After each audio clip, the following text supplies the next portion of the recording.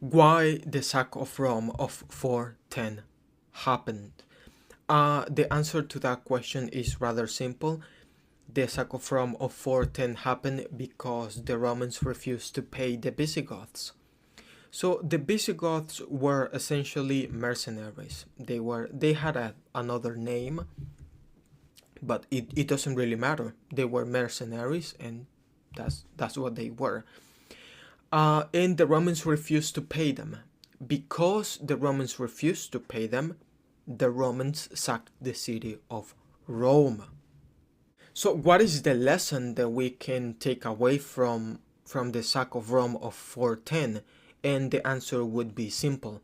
If you hire mercenaries, you need to pay them. Now, of course, the history is a little bit more complicated.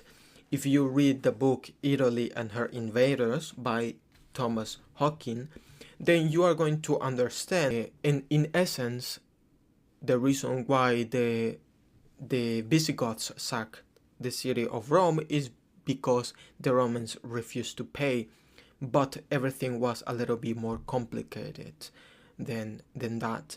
So what was happening is that the Eastern Roman Empire and the Western Roman Empire, it was a real likelihood that they were going to fight a civil war between each other. So Stilicho, he was the Roman general who was pretty much hiring the Visigoths. He was the one who was hiring the Visigoths, and the Roman military didn't like that. So the Roman military pretty much captured Honorius, the Roman emperor of the West, and they tell him to execute Stilicho. Honorius does this. Then the Roman military of the West, tells Honorius to not pay the Visigoths.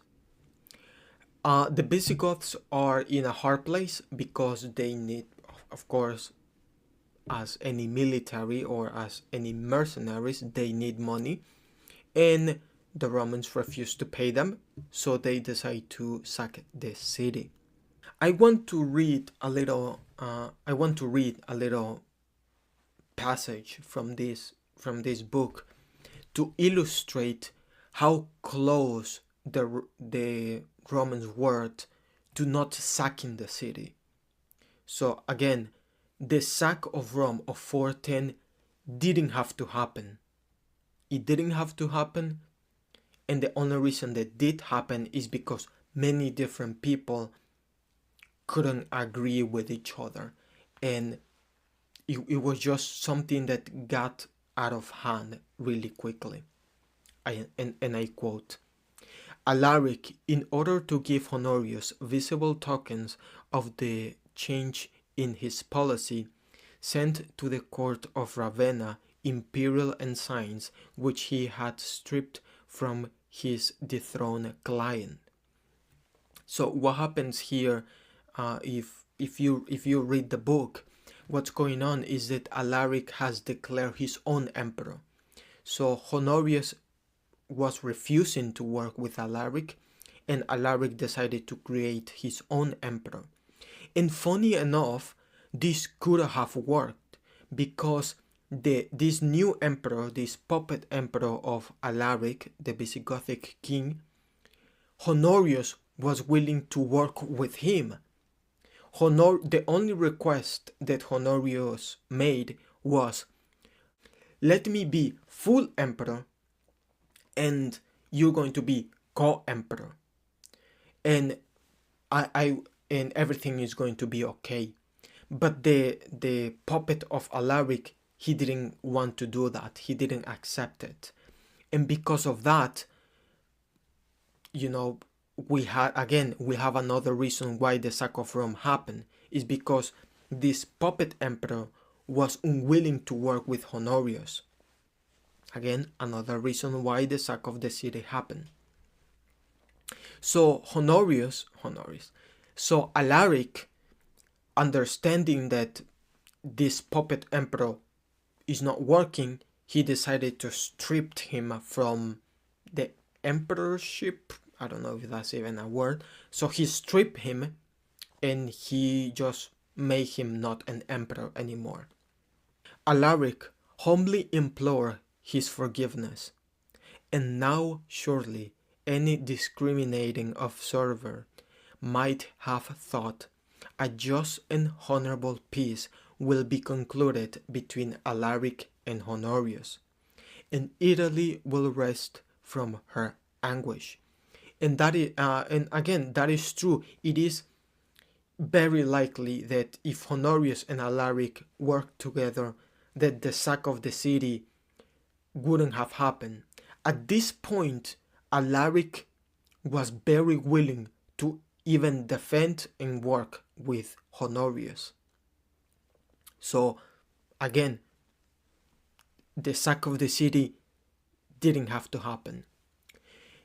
In the end, Cyrus with 300 chosen warriors entered Ravenna and exerted all his influence to break off the negotiations between Honorius and the Visigoths.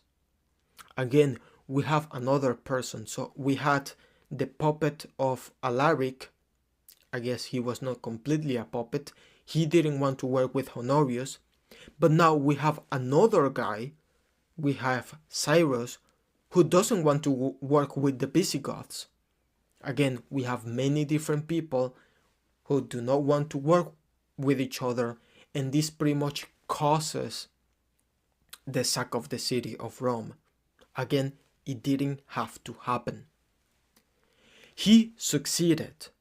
Alaric retired from the conferences and marched southward, this time in deadly earnest, intent upon the third siege of Rome. And this was the final siege of Rome. So in this final siege, Alaric actually breaks and sacks the city. Again, it didn't have to happen. If Honorius and Alaric were willing to work with each other, it is difficult for me to take away anything other than people effed up, and that's why the fall of Rome happened. But here we go. This is the reason why the sack of Rome happened. The sack of Rome of 410 happened ultimately because the Romans and the Visigoths couldn't negotiate with each other. They couldn't agree with each other. It is partly a fault of the Visigoths. It is partly a fault of the Romans. And the Romans, if the Romans paid the Visigoths, everything would have been better, certainly, but that didn't happen. They were unwilling, and well, if you find yourself, if you are a Roman emperor, I think that you should pay your mercenaries.